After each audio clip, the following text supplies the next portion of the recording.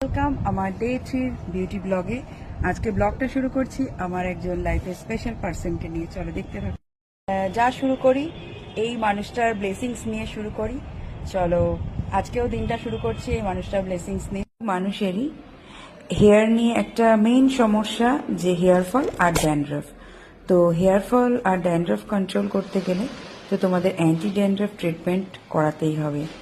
না হলে তোমরা যতই হেয়ার স্টাইলিং করো, যা কিছুই করো, কোনোটাই ভালো লাগবে না। তার কারণ যদি আমাদের হেয়ারই না থাকে, তাই আগে ড্যান্ড্রফ কিওর করো, তারপরে হেয়ার স্টাইলিং করো।